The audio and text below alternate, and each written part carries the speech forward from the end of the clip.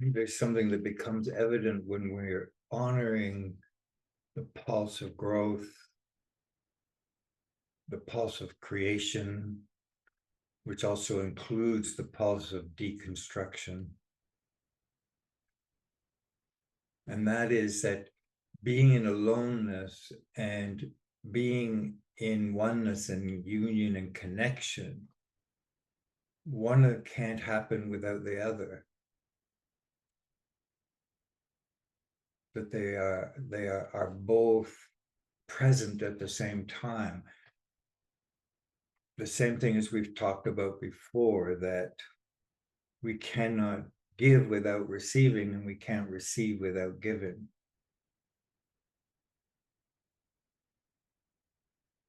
So the challenge for us is to keep stopping and acknowledging how we're present or how we are in reaction to being present.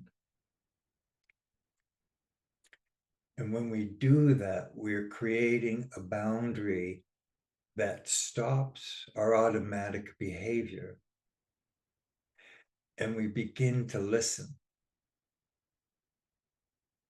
We're creating a space to be able to listen. And we've talked about this before, as we've been discussing about naming and labeling,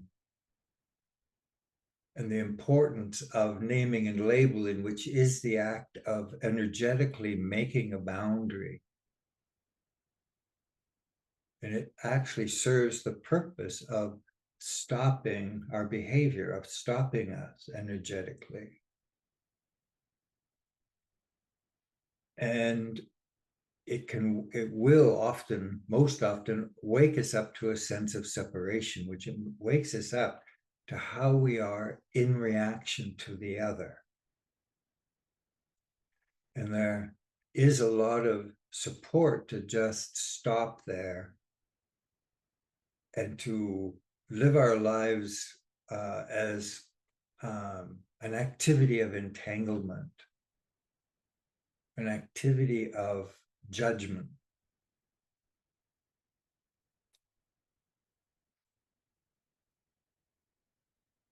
Not really recognizing the cost is to us. It may be to the other, but the cost is to us. Even if we are judging ourselves as being better than the other,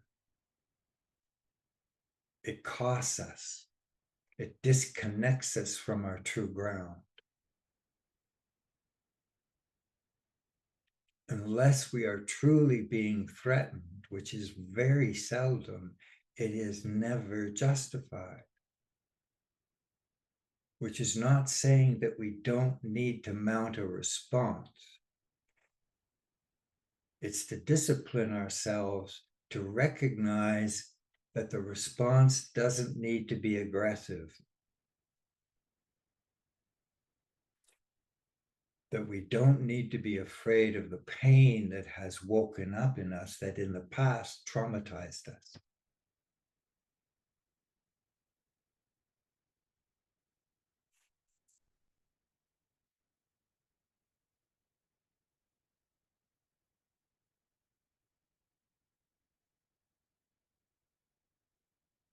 And this is the act of being responsible to ourselves and to others. This is the act of how the body does grow and struggle and actualize itself and mature.